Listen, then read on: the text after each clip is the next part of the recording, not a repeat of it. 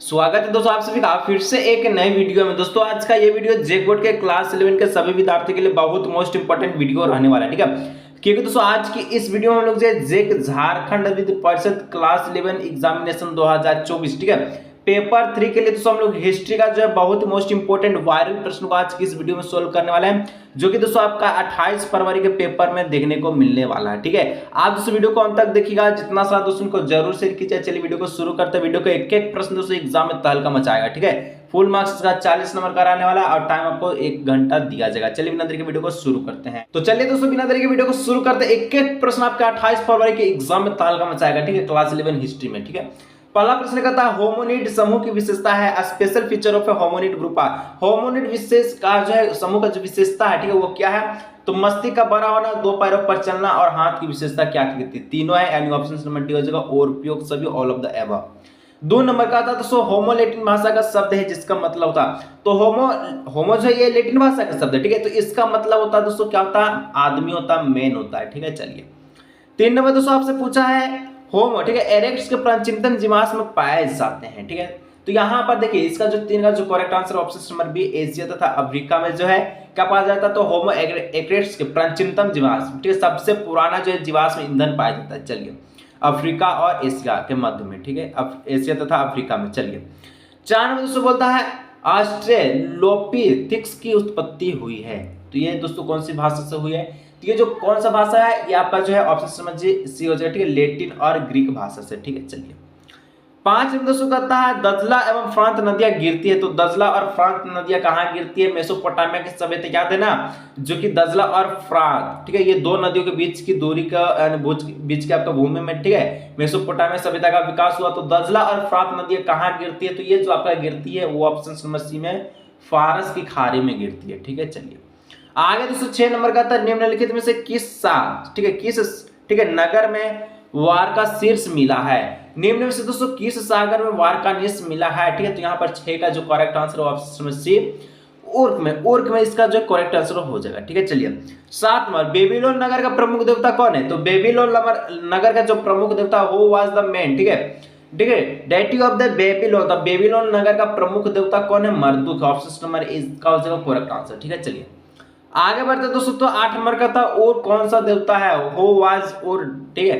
तो यहाँ पर और जो कौन सा देवता? तो और ये दोस्तों आपको बताए हैं कई बार प्रश्न में बताए हैं कि ये चंद्र देवता है, ठीक है, ऑप्शन नंबर ए हो जाएगा मून, ठीक है। चलिए 9 नंबर गोथवेंड, ठीक है, और लोम्बाई किस मुल्क के समूह है? गोथवेंड एंड लोम्बाई किस मुल्क के सभी हैं? तो 9 का जो correct answer option number A हो जाएगा जर्मन के, ठीक है। 10 में दिनारियस का अर्थ क्या होता है? तो दिनारियस का मतलब जानते हैं क्या होता है? चांदी का सिक्का होता है, ठीक है। ऑप्शन नंबर सी इसका जो करेक्ट आंसर सिल्वर कॉइंस को हम लोग दिनारियस कहते हैं, ठीक है। जितना प्रश्न बता रहे हैं इसको तुम देख के एग्जाम में तहलका मचा दीजिए, दोस्तों के साथ शेयर कीजिए, ठीक है। और सब्सक्राइब जो पहली बार दोस्तों चैनल पर आया है तो सब्सक्राइब जरूर कीजिएगा और बेल नोटिफिकेशन कॉल पे प्रेस कर लीजिए ताकि और भी वीडियो का नोटिफिकेशन आपके पास पहुंच सके, ठीक है। वीडियो देखते लेकिन सब्सक्राइब करवे नहीं करते ना लाइक करते तो कीजिए, ठीक है।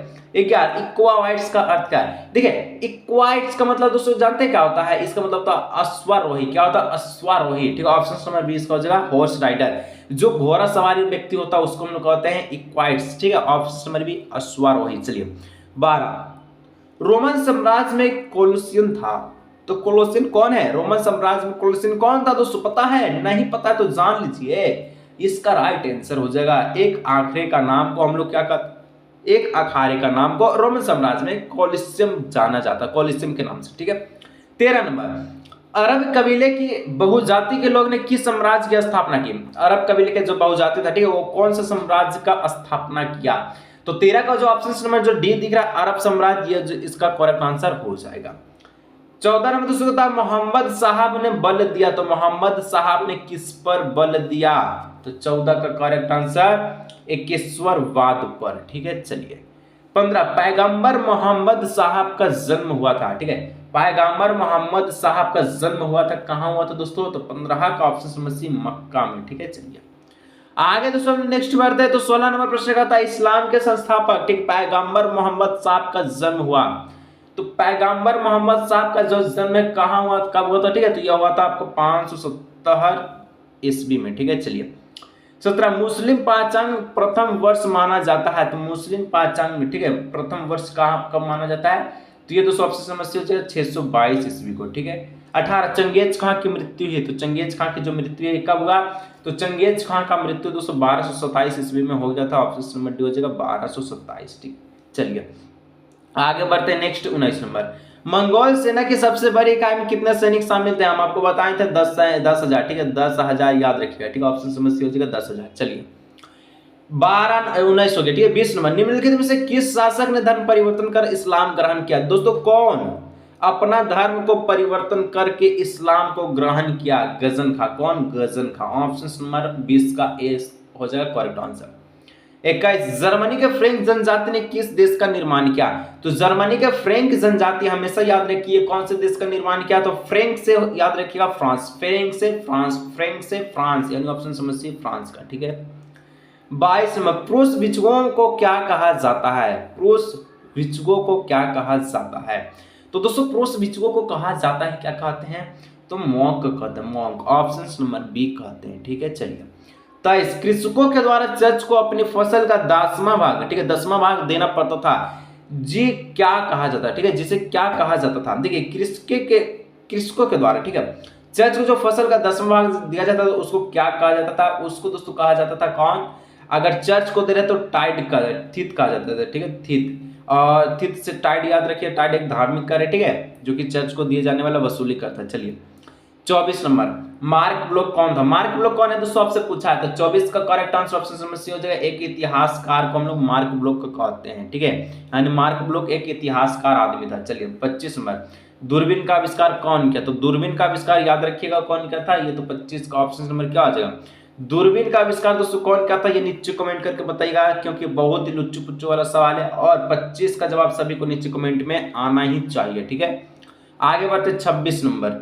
द पाइटा नामक चित्र किसकी कृति है, तो द पाइटा नामक जो चित्र है दोस्तों, ठीक है वो पेंटिंग इज ए पाइटा, तो द पाइटा नामक चित्र की कृति किसकी है, 26 का राइट आंसर ऑप्शन में डी माइकल एंजोला का। ठीक है 27 छापा खाने का आविष्कार किसने किया, किसने किया छापा खाना का, प्रिंटिंग प्रेस का आविष्कार इन्वेंटेड कौन क्या, गुटेनबर्ग, गुटेनबर्ग हिला यानी चिल्ला चिल्ला के बोलेगा गुटेनबर्ग। Option number A. ठीक है 28 सोसाइटी ऑफ जीसस की स्थापना किसने की, तो सोसाइटी ऑफ जीसस की स्थापना कौन किया था, तो 28 का जो correct answer option number B.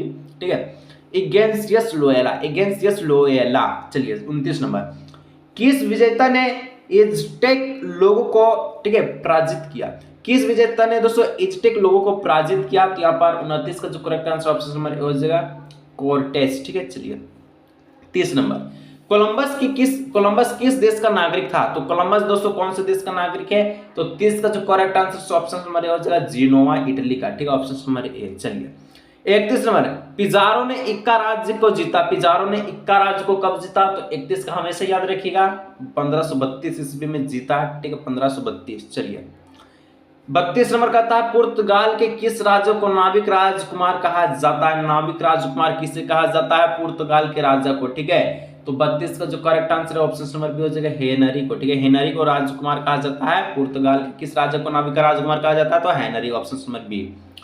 33 नंबर दोस्तों कहता है इंग्लैंड में औद्योगिक क्रांति का आरंभ हुआ, औद्योगिक मतलब कल कारखाने का आरंभ कब हुआ इंग्लैंड में। ठीक है तो 33 का जो करेक्ट आंसर है ये दोस्तों हो जाएगा ऑप्शन नंबर डी। ठीक है यानी कि यहाँ पे देखिए यहाँ अनुकूल परिस्थितियां विद्यमान थी, सर्वप्रथम इंग्लैंड में ही वैज्ञानिक की विचारधारा का आविर्भाव हुआ, इंग्लैंड की कृषि क्रांति, औद्योगिक क्रांति, वृष्ट भूमि का निर्माण किया। ऑप्शन नंबर इसका डी हो जाएगा और उपयोग सभी कारण सही है। 34 नंबर दोस्तों पूछा है कि स्पेनिश एनिमेशन का आविष्कार किसने किया, तो स्पेनिश एनिमेशन का आविष्कार कौन किया था, तो जेम्स हारग्रीव्स ने। ठीक है सूती कपड़ा की कटाई के लिए किया था। ठीक है ब्रिटेन की महिला ने कांगारू पर इसका हमला बोल देते, याद है ना ये सब, हाँ सर जी याद है, तो ऑप्शन नंबर डी हो जाएगा 34 का। ठीक है चलिए आगे बढ़ते हैं 33। फ्लाइंग शटल का आविष्कार किसने किया, तो फ्लाइंग शटल का जो आविष्कार कौन किया, तो 35 का जो correct answer option number D John के आगे नेक्स्ट 36।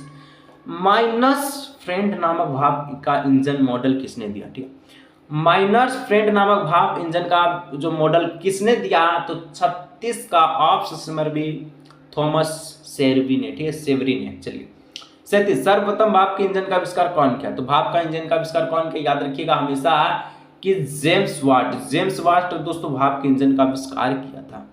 कुछ और प्रश्न बचा है, उसको भी हम लोग फटाफट से देख लेते हैं। 38 नंबर का था, ऑस्ट्रेलिया में कौन से यूरोपीय वासी पहली बार पहुंचा?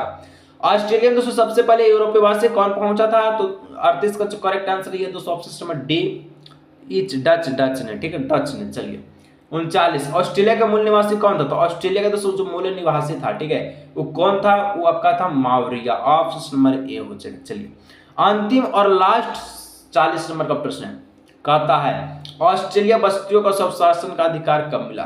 तो ऑस्ट्रेलिया बस्तियों का स्वशासन का जो अधिकार दोस्तों ये आपका 1861 ईस्वी में मिला, ठीक है। तो चलिए दोस्तों आज की इस वीडियो को यहीं रखते हैं। तो ये रहा दोस्तों आप सभी के लिए, ठीक है, बहुत ही मोस्ट इंपोर्टेंट क्वेश्चन जो कि आपका हिस्ट्री का था। और ये जो क्वेश्चन दोस्तों जो मेरा गेस पेपर परचेज किया था, ठीक है, उसी में से दिया गया है, ठीक है। अगर आप गेस पेपर को परचेज नहीं करना चाहते, नहीं किया और अभी तक करना चाहते हैं, तो दोस्तों आपको क्या करना है, गेस पेपर जिसका नाम दोस्तों तहलका गेस पेपर है, ठीक है। और ये जो गेस पेपर है मात्र आपको 40 रुपये में मिल जाएगा। कैसे मिलेगा? यहाँ पर जो नंबर दिख रहा है इस नंबर पर आपको व्हाट्सअप करना होगा, ठीक है। उसके बाद आपको QR कोड सेंड किया जाएगा।